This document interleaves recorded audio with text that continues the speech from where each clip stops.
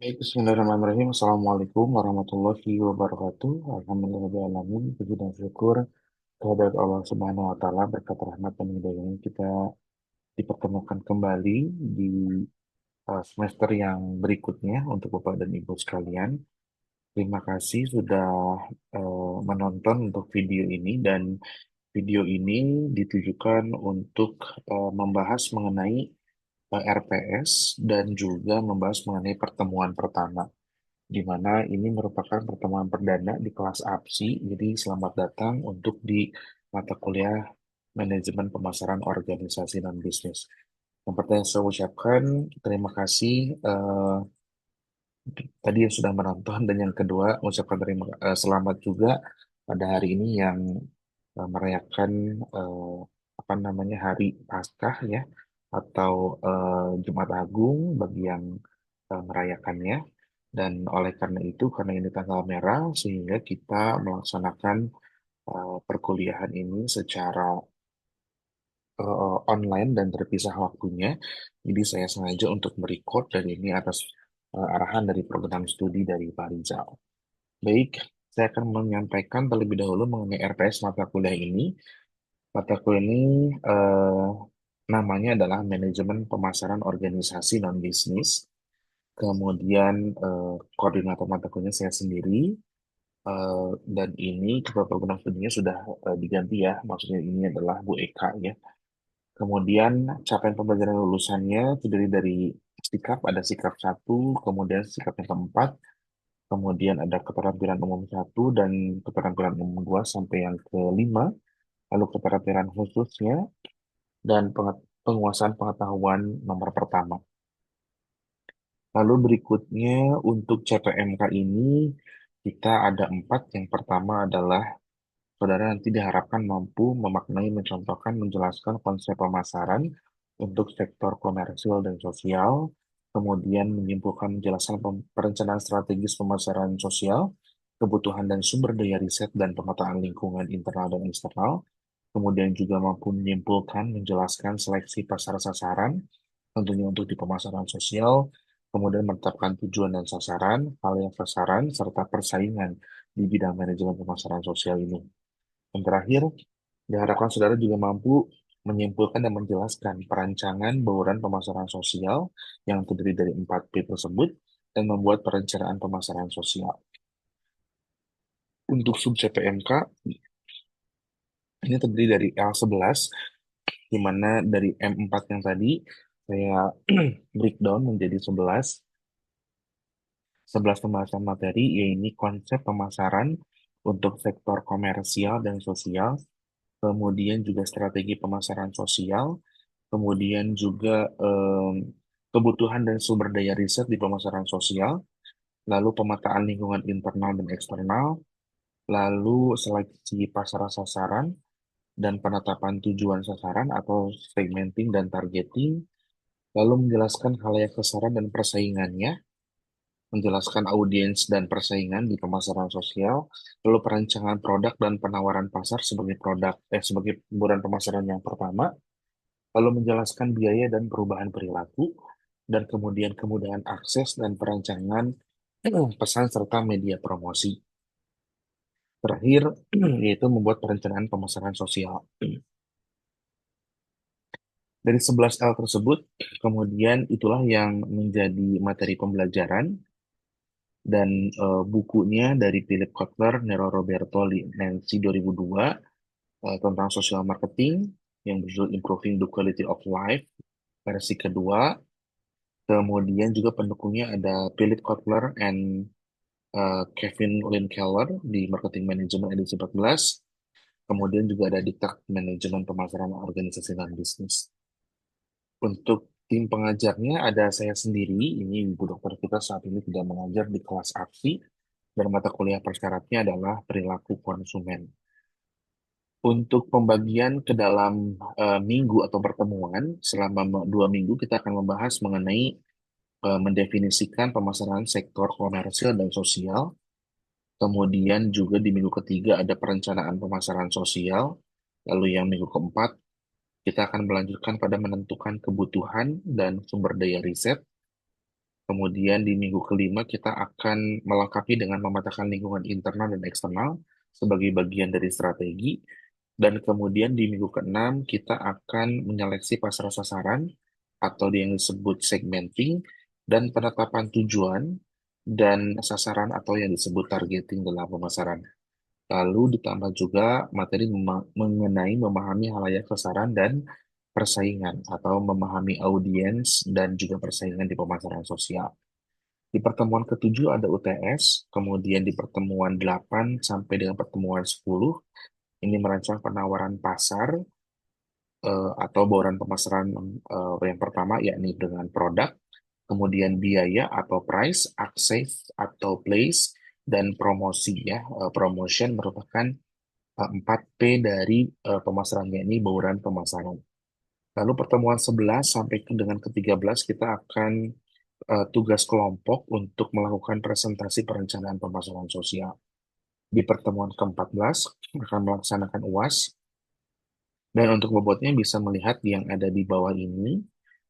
Untuk tugas terdiri dari dua, di mana nanti tugas gabungan sub CPMK 1 sampai dengan 6 itu bobotnya 15%. Lalu kemudian untuk tugas 2 gabungan sub CPMK 7 sampai dengan 11 termasuk ada penilaian sikap itu bobotnya 25%, dan masing-masing untuk persentase nilai UTS dan UAS itu 30%. Adapun nilai sikap menjadi pertimbangan untuk di tugas 2 atau tugas kelompok. Baik, Bapak dan Ibu, mahasiswa dari APSI, seperti inilah untuk RPS di mata kuliah Manajemen Pemasaran Organisasi Non-Bisnis.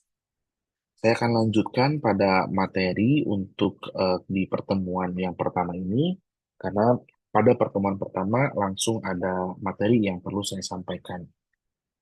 Jadi di pertemuan pertama ini kita akan membahas terlebih dahulu mengenai konsep awal atau konsep dasar atau grand theory dari manajemen pemasaran organisasi non-bisnis.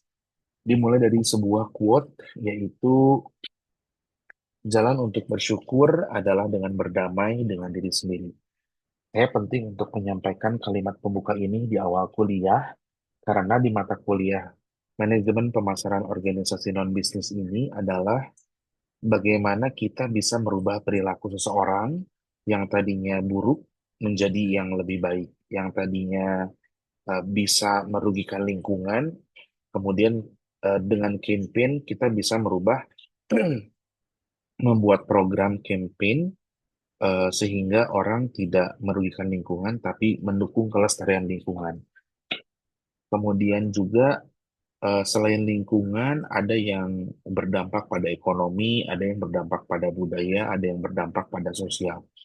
Sehingga untuk melakukan perubahan perilaku terhadap seseorang itu, terhadap masyarakat atau audiens itu, maka tugas yang pertama adalah kita bisa merubah diri kita sendiri.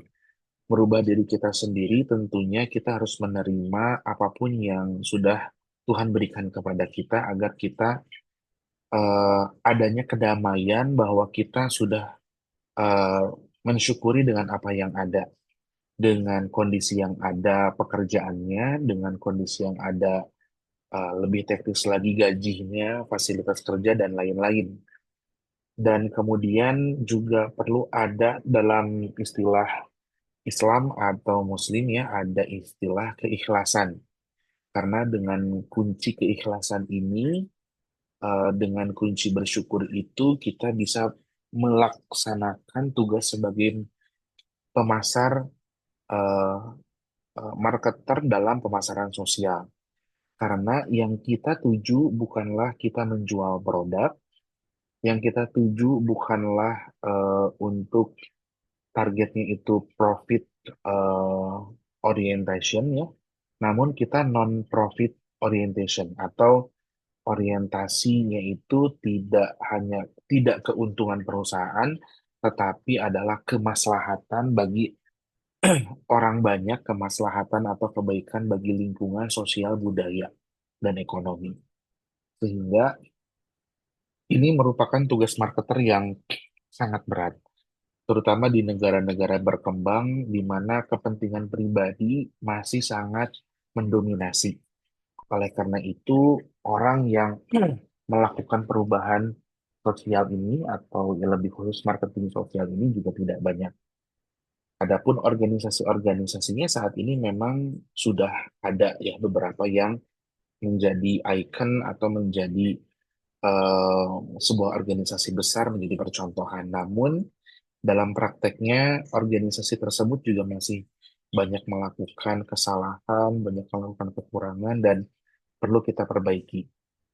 Oleh karena itu, harapannya setelah mata kuliah ini selesai, Bapak dan Ibu sekalian dapat mengerti bagaimana membuat program atau campaign di bidang sosial, terutama di bidang eh, yang berdampak pada ekonomi, sosial, budaya, sebuah negara, khususnya negara kita Indonesia. Maka dengan mata kuliah ini, Bapak Ibu bisa melakukan strategi apa yang baik sesuai dengan kampanyenya. Sehingga program yang dicanangkan, anggaran yang dicanangkan oleh perusahaan itu dapat diserap dengan efektif dan dilakukan dengan efisien sehingga programnya optimal. Sekali lagi, untuk melaksanakan efisiensi, efektivitas, dan optimal itu eh, tidak bisa hanya sekedar karyawan di perusahaan pemasaran sosial kemudian menerima gaji dan melaksanakannya. Tentu selain itu perlu juga dibekali karyawan-karyawan di perusahaan pemasaran sosial ini adalah tujuan lain yakni memberikan manfaat kepada orang lain. Nah, untuk bisa melaksanakan itu kita maka harus berdamai dengan diri sendiri terlebih dahulu. Karena dengan kita bisa berdamai dengan diri sendiri, kita akan menjadi karyawan yang bekerja dengan baik, bekerja dengan optimal, bekerja cerdas, bekerja tuntas, bekerja ikhlas. Apapun tadi kondisinya ya, bekerja di perusahaan yang kecil atau besar, apakah jabatannya tinggi atau rendah, sebagai staff atau manajer, gajinya tinggi, gajinya kecil atau besar, fasilitasnya mumpuni atau tidak, yang pasti karyawan, seluruh orang atau resource, seluruh resource, human resource yang ada di perusahaan yang menjalankan pemasaran sosial ini harus bisa berdamai dengan diri sendiri untuk menjalankan program yang terbaik. Gitu. Sehingga dengan berdamai dengan diri sendiri, dengan keikhlasan, maka bukan hanya sekedar mengejar gaji besar, tetapi juga ada kepuasan batin dari human resource itu telah memberikan manfaat kepada alam, telah memberikan manfaat kepada makhluk hidup, manusia, lingkungan, dan lain sebagainya. Gitu ya. Jadi, Watch ini membuka mata kuliah ini supaya saudara, Bapak dan Ibu sekalian memahami bahwa kunci keikhlasan itu harus ada sebagai modal awal atau modal dasar untuk melaksanakan pemasaran sosial ini. Karena kita non-profit oriented, tidak hanya keuntungan semata, tapi untuk kemaslahatan lingkungan, manusia, makhluk hidup yang ada di bumi, gitu ya. Oke, berikutnya di pertemuan pertama ini, apabila Bapak dan Ibu masih bingung, lalu seperti apa contohnya pemasaran sosial itu, untuk RPS tadi sudah saya terangkan, lalu ini adalah saatnya saya menyampaikan seperti apa contohnya. Untuk contohnya itu adalah seperti ini Bapak dan Ibu. Yang pertama ada rumah zakat ya. Rumah zakat yang kita tahu adalah lembaga amil zakat yang programnya mengumpulkan zakat dari masyarakat dan bukan hanya zakat tetapi produknya ada infak, sodakoh, wakaf. Dan itu berbeda-beda antara infak, sodakoh, wakaf, dan zakat atau disingkatnya namanya ziswaf. Zakat itu adalah pengeluaran dari seseorang karena sudah eh, sudah pada tahapan yang dimana dia harus mengeluarkan eh, pembersih dari rezekinya ya. maka dikatakan zakat nilainya ditentukan. Itu zakat. Beda dengan infak, yang dimana infak itu diperuntukannya tergantung pengelola. Dan beda juga dengan wakaf, di mana wakaf itu diperoleh dari orang yang memberikan wakaf baik dalam bentuk uang ataupun benda yang kemudian dimanfaatkan atas nama pewakaf tersebut dikelola oleh organisasi dan diperuntukkan untuk kemaslahatan umat manusia dan lingkungan, gitu ya. Dan ada juga yang makhluk hidup yang hewan begitu. Kemudian untuk zakat infak sodakoh yaitu ya, sodakoh juga tadi pengeluaran yang dikelola oleh organisasi. Nah, maka rumah zakat dengan produknya tersebut perlu membuat campaign supaya orang itu mau berzakat, mau berzakat fitrah, mau berzakat mal, mau berzakat rezeki atau apa namanya harta yang sudah dimilikinya. Ada juga program rumah zakat yang melakukan sosialisasi untuk pengeluaran zakat kepada perusahaan-perusahaan swasta sehingga akan dipotong 2,5% dari gajinya. Ini tentu arahan atau sosialisasi yang tidak mudah karena terkait dengan seseorang yang tidak terbiasa bayar zakat akan merasa potongan itu membebankan karena sudah dipotong pajak. Namun rumah zakat di sini perlu memberikan seolah-olah benefit-benefit ya dari membayar zakat tersebut sehingga munculnya value dari program itu, dan setelah ada value maka ada keminatan dan kemudian terjadilah transaksi pembayaran zakat ke rumah zakat dari perusahaan atau dari karyawan perusahaan tersebut. Nah, campaign seperti apa? Nah, itu yang akan kita pelajari. Campaign yang seperti apa, kemudian bagaimana strateginya, seperti apa membuat produknya, seperti apa komunikasinya, bagaimana penentuan biaya atau penentuan harga, bagaimana penentuan distribusi dan promosinya. Nah, itu yang akan kita bahas. Jadi, contoh yang pertama adalah rumah zakat. Yang kedua adalah ini logo Kementerian Pariwisata.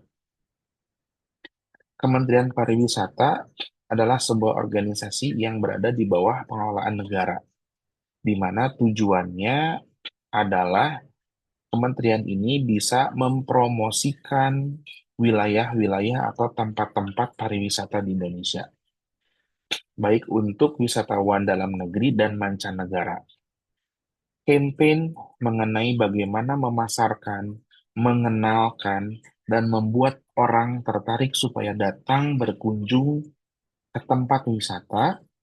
Campaign itulah yang perlu dibuat strategi bagaimana komunikasinya, bagaimana penentuan targetnya, bagaimana penentuan harganya, sehingga terjadi sebuah program yang optimal, terintegrasi, maka itulah perlu dilaksanakannya manajemen pemasaran organisasi non-bisnis atau manajemen pemasaran sosial di Kementerian Pariwisata. Karena kita akan merubah perilaku, karena kita akan menjual pariwisata, di mana orang yang tadinya tidak mau berkunjung, mau berkunjung. Itu juga diperlukan pemasaran sosial. Jadi contoh yang kedua adalah perusahaan milik pemerintah atau perusahaan yang dikelola oleh pemerintah, yaitu kementerian. Salah satunya adalah Kementerian Pariwisata. Yang berikutnya adalah di sini terlihat Eco Learning Camp Foundation, Yayasan Sahabat Lingkungan Hidup. Dari namanya kita sudah bisa menggambarkan bahwa ini adalah yayasan yang bergerak di bidang atau concern pada kelestarian lingkungan. Karena mungkin saja melihat dari kritis atau curiosity dari adanya lingkungan yang nampaknya perlu diperbaiki. Oleh karena itu, kita bisa melihat nanti bagaimana Yayasan Sahabat Lingkungan Hidup membuat program campaign yang bisa mengajak orang untuk bersama-sama bergerak, memelihara, memperbaiki lingkungan hidup. Di dalam program itulah ada strategi manajemen pemasaran sosial. Jadi itu contoh untuk yang perusahaan swasta di mana manfaatnya tidak hanya untuk manusia, tetapi juga untuk lingkungan hidup. Lalu berikutnya adalah Universitas Jenderal Ahmad Yani. Saya contohkan di sini Universitas Jenderal Ahmad Yani itu merupakan perguruan tinggi swasta yang ada di Kota Cimahi di bawah Yayasan Kartika Eka Paksi. Dan hal ini juga melakukan pemasaran sosial. Kenapa? Karena yayasan itu non-profit oriented, tidak profit oriented. Perusahaan atau yayasan Yakep itu usahanya cukup banyak. Ada dari hotel, kemudian pabrik, ada beberapa persen juga aset di Pindad, dan salah satunya adalah Yayasan Kartika Eka Paksi.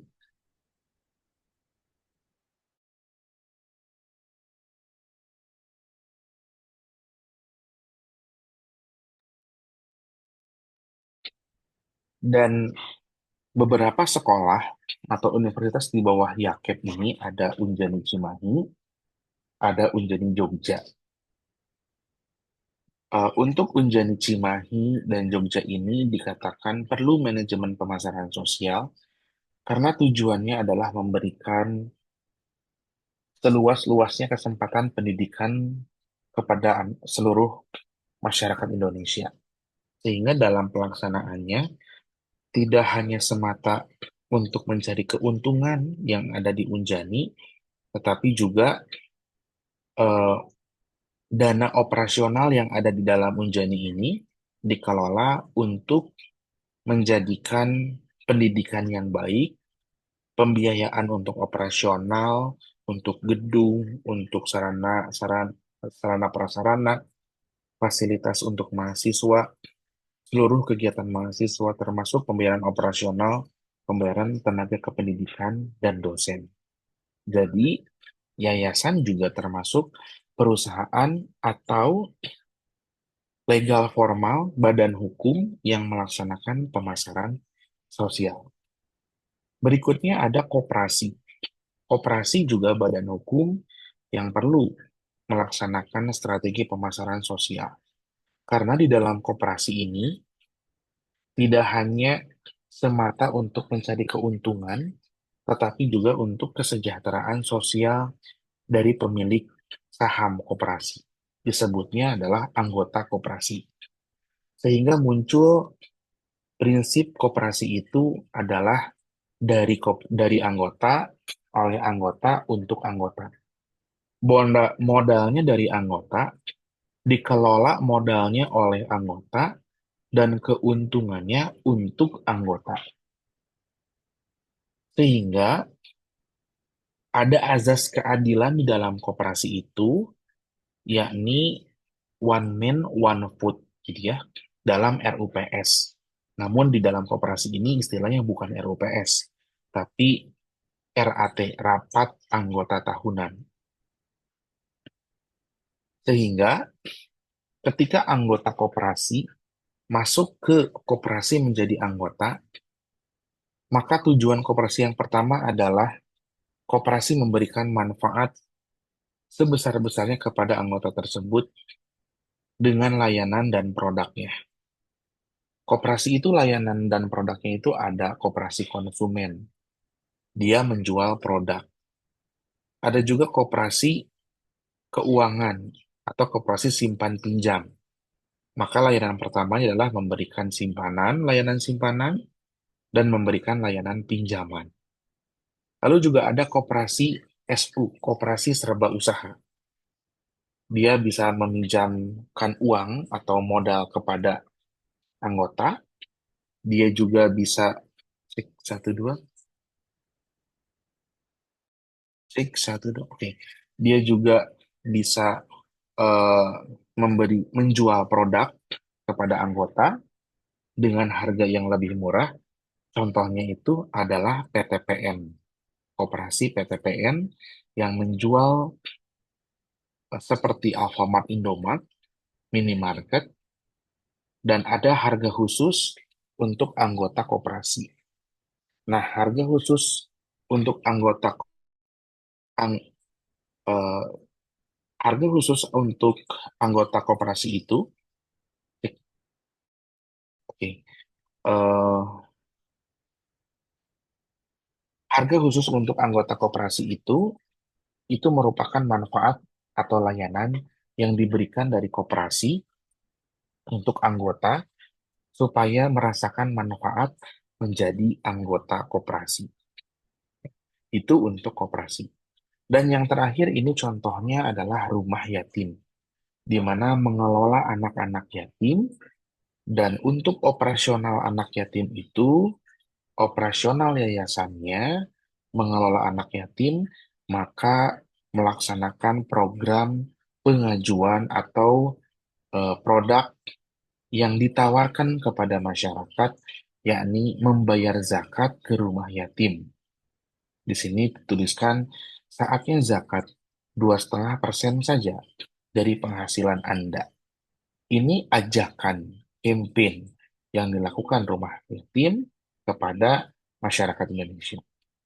Di sini ada informasi untuk penyalurannya, kemudian ada hashtag dengan campaign Senyum Zakat.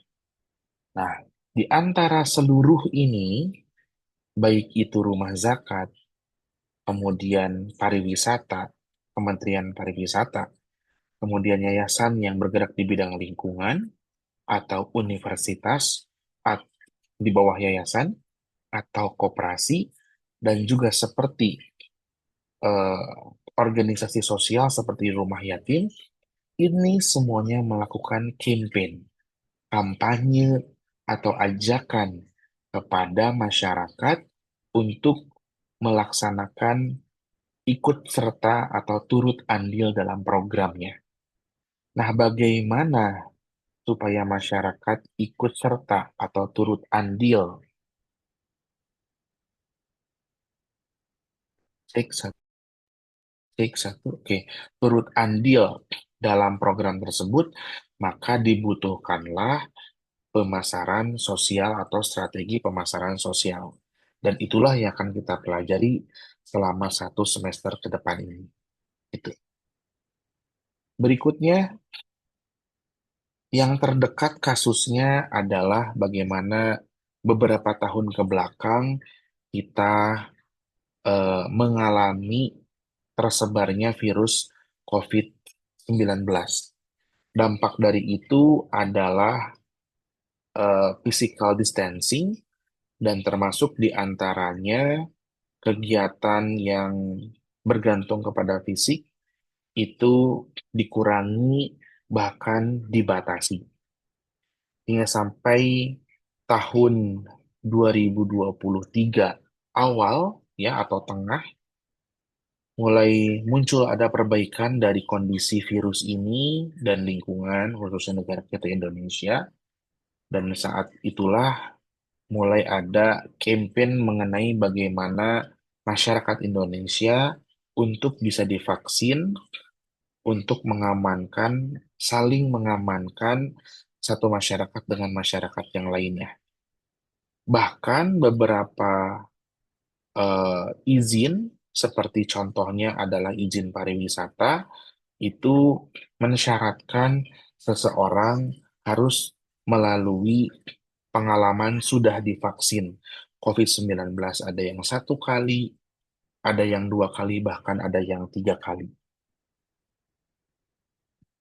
Hal ini merupakan program dari pemerintah dengan campaign supaya merasakan manfaat bisa beraktivitas, maka pemerintah mewajibkan masyarakat untuk COVID. Karena tidak semua orang ini mau divaksin COVID-19. Ada yang menolak. Bahkan sampai pemerintah membuat aturan memberikan sanksi untuk penolakan vaksin COVID-19 ini. Ya, dicetuskan dalam Peraturan Presiden Nomor 14 Tahun 2021. Sehingga untuk campaign perubahan perilaku masyarakat yang tidak mau divaksin menjadi mau, pemerintah memberikan benefit, yaitu bisa beraktivitas normal, di sisi lain di waktu yang sama juga memberikan hukuman begitu. Nah, ini merupakan salah satu contoh praktek bagaimana pemerintah menjalankan strategi campaign. Dan ini juga termasuk yang bisa ditelaah atau diteliti sebagai pemasaran sosial.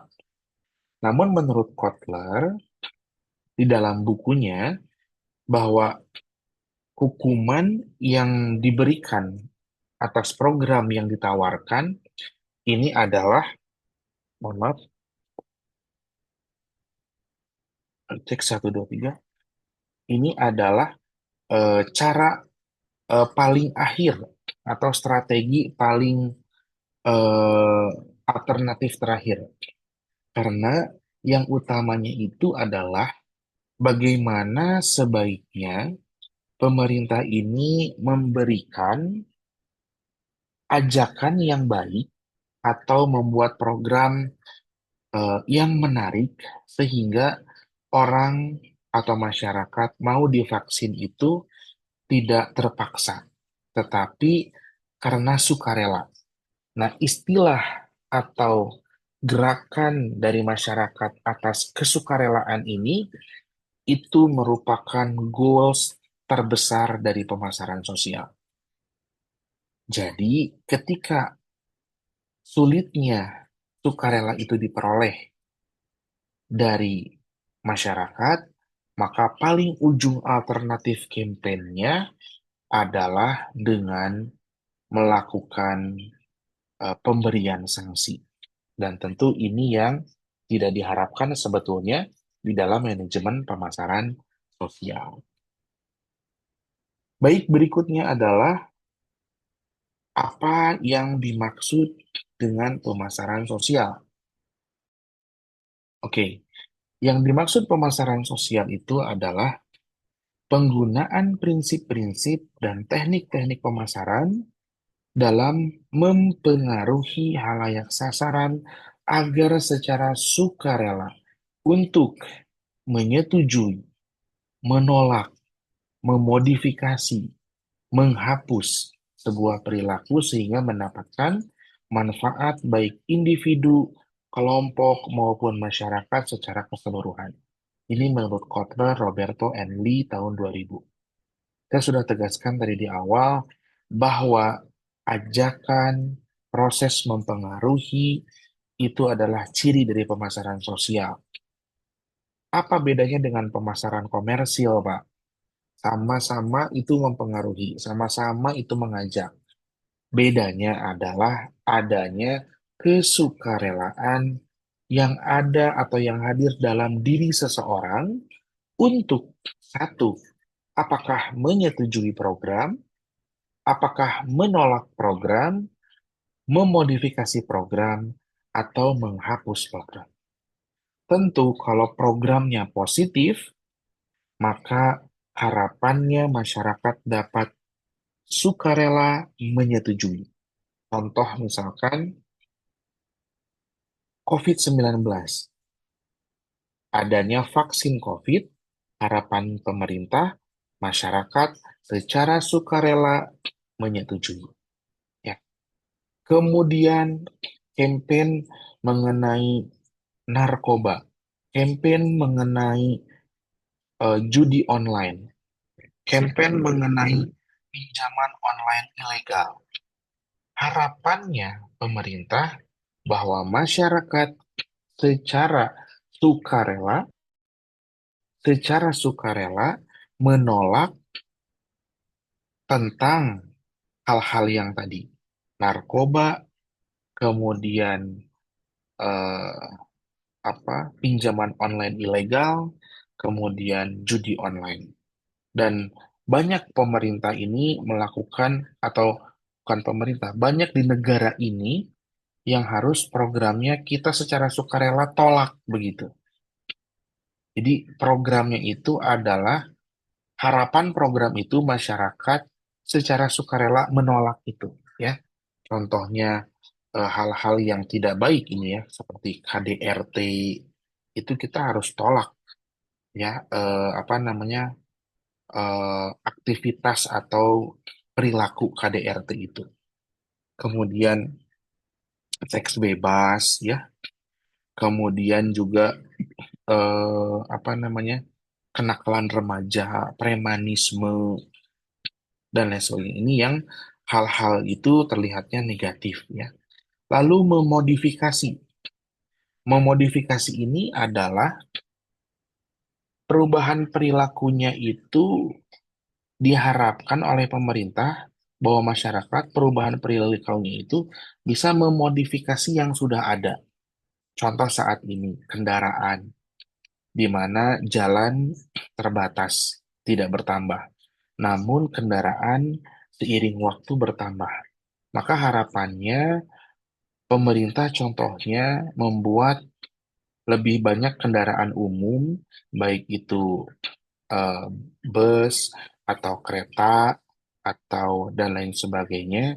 Harapannya masyarakat mulai beralih dari transportasi pribadi ke transportasi publik, sehingga aktivitas transportasinya tetap ada, namun dimodifikasi, ya, namun dimodifikasi. Atau yang terakhir adalah secara sukarela masyarakat menghapus perilaku itu. Ini hampir sama dengan yang menolak tadi, ya. Menghapus kekerasan dalam rumah tangga, menghapus judi online, menghapus seks bebas, kenakalan remaja, menghapus hal-hal yang tidak baik lainnya. Sekali lagi saya sampaikan bahwa pertanyaannya, apakah mudah kita membuat orang merubah perilaku menjadi empat ini? Menyetujui, menolak, modifikasi, menghapus, tentu bukan hal yang mudah. Oleh karena itu, harapannya telah mengetahui konsep teorinya, seperti apa strateginya, Bapak dan Ibu sekalian dapat melakukan strategi tentang manajemen pemasaran sosial, melakukan campaign atau ajakan, mempengaruhi hal yang sasaran, sehingga masyarakat secara sukarela melaksanakan atau eh, mengikuti apa campaign yang kita suarakan. Berikutnya adalah karakteristik pemasaran sosial. Jadi, saya tegaskan bahwa di pemasaran sosial tidak ada produk fisik sebetulnya yang dijual, tetapi perubahan perilaku. Dan perubahan perilakunya tidak dijual. Perubahan perilaku yang ditawarkan. Istilahnya seperti demikian, Bapak dan Ibu. Jika pemasaran pada sektor komersil menjual produk dan jasa, pemasaran sosial berbeda, di mana pemasaran sosial menjual perubahan perilaku. Agen perubahan khususnya menginginkan salah satu dari empat perilaku berikut ini. Menyetujui sebuah perilaku, menolak perilaku potensial yang dampaknya buruk, memodifikasi perilaku saat ini, dan menghentikan perilaku lama yang berdampak buruk. Perubahan perilaku secara sukarela ini merupakan tantangan terbesar bagi pemasaran sosial, karena eh, soal sukarela ini tentu akan bisa dilakukan apabila masyarakat bisa memahami manfaat dari campaign kita, bisa menerima dan menilai value, ya, atau memahami value dari program yang kita campaignkan. Kalau tidak dengan cara seperti itu, masih ada strategi lainnya atau pendekatan lainnya, yakni dengan pendekatan hukum, pendekatan ekonomi, dan bentuk-bentuk paksaan lain seperti yang tadi, vaksin COVID-19. Paksaan dalam mempengaruhinya. Dalam banyak kasus, saya sampaikan, pemasaran sosial tidak sekedar menjanjikan sebuah manfaat langsung, jadi tidak langsung dirasakan begitu, eh, apa namanya, manfaat atau dampaknya, tetapi perlu waktu dan eh, ini adalah investasi secara cepat untuk mendapatkan perilaku yang diusulkan. Sehingga, jadi maksudnya tidak segera, ya, ada yang memang bisa segera bisa dirasakan, bisa diterima manfaatnya, namun ada juga yang outputnya itu, hasilnya itu tidak selesai pada output, tapi juga pada outcome. Contoh misalkan pemeliharaan lingkungan. Contoh dalam hal ini adalah bagaimana aktivitas mengelola sampah dari rumah, yakni gerakan memilah sampah dari rumah. Dan ini gerakan nasional, dikampanyekan oleh pemerintahan pusat, dibuat acaranya. Kita lihat acara contoh seperti ini. Saya tanya kepada Bapak Ibu sekalian yang menonton video ini ya, apakah acara ini dapat dilaksanakan dengan mudah, dengan murah? Tentu kegiatan ini tidak dengan murah, tidak dengan mudah. Banyak orang yang terlibat, pihak terlibat, kemudian juga biaya yang tinggi, dan resepan anggaran yang begitu besar. Jadi akan sayang sekali program dengan anggaran besar melibatkan banyak pihak namun tidak efektif. Nah, proses atau evaluasi nilai efektivitas itu yang perlu kita pelajari, dari mana celah kesalahannya sehingga kita bisa mengetahui bahwa program ini salahnya di mana, maka perbaikannya harus seperti apa, sehingga anggarannya terserap dengan baik, optimal, kemudian orang yang terlibat juga atas kegiatan ini tidak menjadi sia-sia. Nah, itulah yang kita pelajari selama 1 semester ke depan. Penggunaan prinsip dan teknik pemasaran tradisional. Intinya saya sampaikan, Bapak dan Ibu, bahwa di dalam pemasaran sosial juga masih sama dengan pemasaran sosial dalam hal prinsip dan tekniknya. Prinsipnya apa saja? Yang pertama, memahami audiens atau memahami pasar. Kalau di pemasaran komersil namanya market atau pasar. Kalau di sini pemasaran sosial namanya halayak sasaran atau audiens atau masyarakat. Begitu. Kemudian sama-sama perlu melakukan riset. Melakukan riset kepada pasar. Kebutuhannya seperti apa, fenomenanya seperti apa, ya, fun fact-nya seperti apa begitu ya. Kemudian juga memahami segmen-segmen pasar. Ada segmen yang secara gender terpisah, ada segmen yang secara usia terpisah, pendidikan terakhir, pendapatan, ya, dan lain-lain, sesuai dengan segmentasi yang ada. Berikutnya, sama-sama melakukan penetapan sasaran, targeting.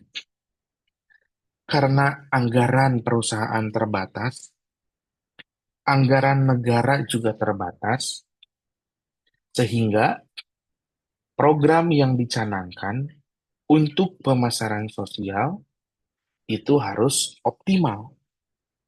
Tidak bisa pemasaran sosial melaksanakan campaign kepada seluruh masyarakat. Harus sesuai dengan programnya. Contoh, bagaimana pemerintah misalkan mau membuat program campaign beralihnya transportasi pribadi ke transportasi umum.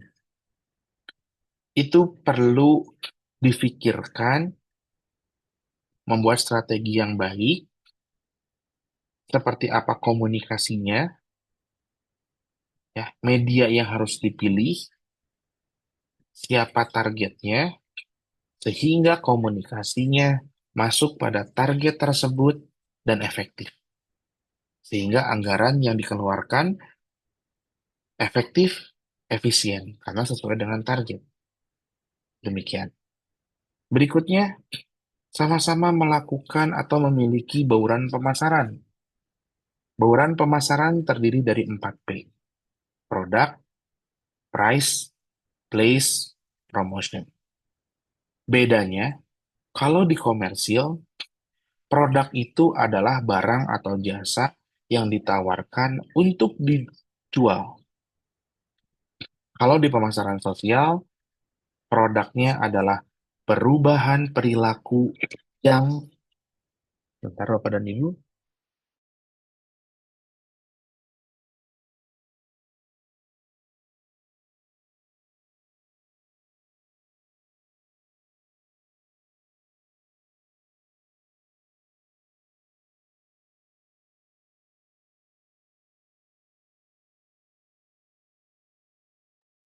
satu dua, oke, satu, satu dua tiga,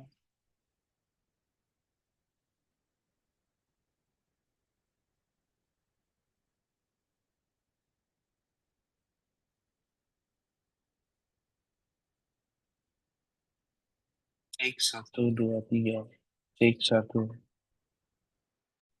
take satu dua tiga, oke, sudah kembali normal suaranya. Baik, eh, bedanya kalau di sini di pemasaran sosial adalah perubahan perilaku yang ditawarkan. Yang kedua adalah harga. Harga yang di sana itu di pemasaran komersil adalah nominal rupiah atau mata uang yang akan dijadikan dasar untuk saling tukar nilai. Konsumen memberikan nilai rupiahnya, kita sebagai produsen memberikan produk atau jasanya. Itulah harga adalah nominal standar yang ditentukan oleh produsen untuk melakukan transaksi. Tempat, kalau di pemasaran komersil, tempat ini adalah di mana lokasi untuk pasar mendapatkan layanan atau produk. Namun beda dengan pemasaran sosial, beda sedikit, sama-sama tempat di mana masyarakat atau layanan itu bisa diberikan kepada audiens, tetapi di sini bagaimana juga fasilitas fisik diberikan kepada masyarakat atau audiens. Dan terakhir adalah promosi, di mana promosi di komersil itu adalah upaya produsen untuk menyadarkan konsumen supaya konsumen tahu, konsumen minat, konsumen melakukan transaksi terhadap produk atau jasa yang ditawarkan. Sedikit berbeda, promosi dalam pemasaran sosial adalah bagaimana tadi supaya program dilakukan dengan campaign terbaik, penyampaian komunikasi terbaik, sehingga masyarakat melakukan perubahan perilaku itu dengan sukarela. Lalu nilai, sama-sama mengutamakan value di dalam proses pemasaran. Dan juga dalam implementasinya sama-sama untuk ada hal evaluasi. Apalagi di pemasaran sosial, di mana program perlu dievaluasi secara berkala. Seperti apa strateginya, teknik, jenis dalam evaluasinya, itu yang akan kita dibahas selama satu semester ini. Namun untuk evaluasi ini akan dibahas setelah UTS atau akhir-akhir pertemuan. Baik, lebih contoh yang lebih konkret, yakni di sini ada eh, Gojek. Bagaimana Gojek ini memberikan kegiatan pemasaran, memberikan kegiatan pemasaran atau melakukan layanan pemasaran sosial dengan adanya menu social activity di dalam aplikasi Gojek. Orang bisa menyumbangkan terhadap program-program yang ditawarkan sesuai dengan kriteria yang diminati oleh masyarakat. Ada yang di bidang pendidikan, di bidang kesehatan, di bidang ekonomi, dan memang seperti inilah sebaiknya di mana perusahaan-perusahaan swasta sudah bisa melaksanakan social activity dan sebagai penjembatan antara konsumen perusahaan tersebut dengan masyarakat, yakni dengan memberikan sebuah menu atau layanan donasi kepada masyarakat lain dengan berbagai program sosial, budaya, ekonomi, pendidikan, dan lain-lain.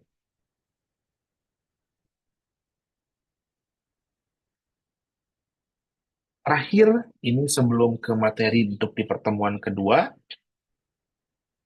oke. Oke. Lalu, siapa penerima manfaat atau siapa target market dari pemasaran sosial? eh Penerima manfaat itu berbeda betul dengan pemasaran komersil. Penerima manfaat dari upaya dilakukan yang terbaik perusahaan swasta, kalau profit oriented itu adalah para pemegang saham. Berbeda dengan pemasaran sosial, di mana penerima manfaat itu adalah individu, sebuah kelompok, masyarakat secara keseluruhan. Karena dana untuk pemasaran sosial itu dari masyarakat, ada juga dari pemerintah, dan dikelola organisasi lalu dikembalikan kepada masyarakat. Dan inilah perbedaan penerima manfaat pemasaran sosial. Contoh seperti ini ada Lembaga Amil Zakat atau Laz Sidogiri membuka program kupon bingkisan dan buka puasa bersama yatim dan duafa sebesar 50.000 untuk mendukung berapa orang anak yatim. Sekali lagi, ini contoh bisa kita gambarkan perusahaan atau lembaga amil zakat ini, Sidogiri, melakukan atau membuat program disuarkan atau disiarkan kepada masyarakat. Masyarakat secara sukarela memberikan santunan, donasi, sumbangan, atau dalam konsep marketing inilah transaksi, karena ada nilai yang diberikan dari satu pihak ke organisasi atau dari customer ke organisasi, ya. Satu sudah terjadi, ini adalah dananya dari masyarakat, dikelola oleh mereka dan disalurkan kepada masyarakat kembali, kepada yatim dan duafa.